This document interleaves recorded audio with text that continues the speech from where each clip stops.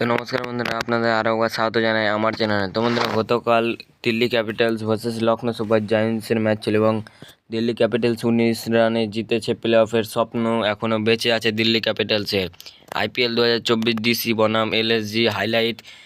IPL মৌসুমে এগিয়ে যাওয়ার সাথে প্লে অফের দৌড়ে আরও তীব্র হয়। মাত্র 7টি লিগ পর্যায়ের ম্যাচ বাকি।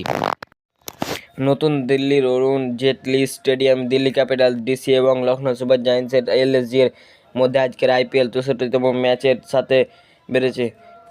সন্ধ্যে 7:30টায় একটি সন্ধ্যে কিক অফের জন্য নির্ধারিত এই ম্যাচটি চলমান আইপিএল মৌসুমে উভয় দলের সম্ভাবনার জন্য গুরুত্বপূর্ণ বহন করে।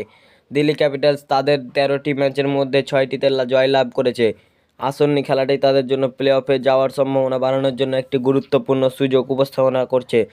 ঋষভ পন্থের নেতৃত্বে দিল্লি ক্যাপিটালস স্কোয়াড সম্প্রতি শক্তিশালী ফর্ম প্রদর্শন করেছেন। তাদের শেষ 5টি লড়াইয়ের মধ্যে 3টিতে বিজয়ী হয়েছে। পারফরমেন্স প্রদর্শন করেছে। এখনও পর্যন্ত তাদের 12টি ম্যাচের মধ্যে 6টিতে জিতেছে। কেএল রাহুলের নেতৃত্বে দলটি প্লে অফের যোগ্যতার দ্বার প্রান্তে দাঁড়িয়ে আছে। আরও 2টি জয় সম্ভবত তাদের স্থান নিশ্চিত করবে।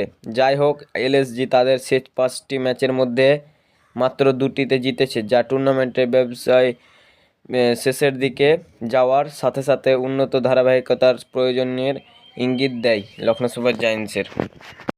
আইপিএল মরশুম যত এগিয়েছে, প্লে অফের দৌড়ে আরও তীব্র হয়। আর মাত্র 7টি লিগ পর্যায়ের ম্যাচ বাকি। Kolkata night Riders top 2 finishing করে এবং গুজরাট টাইটান্স, পাঞ্জাব কিংস এবং মুম্বাই ইন্ডিয়ান্সের সাথে বাদ পড়া দল হিসাবে যোগদান করে 6 প্রতিযোগী লোভনীয় প্লে অফের স্পটগুলির জন্য প্রতিদ্বন্দ্বিতায় রয়ে গেছে। এই গতিশীল দৃশ্যটি প্রতিটি অবশিষ্ট ম্যাচের তাৎপর্যকে স্কোর করে, কারণ দলগুলি আইপিএলের 2024 প্লে অফে একটি জায়গার জন্য লড়বে। তো বন্ধুরা, ভিডিওটি যদি ভালো লাগে থাকে অবশ্যই লাইক, কমেন্ট, শেয়ার ও সাবস্ক্রাইব করে দেবেন।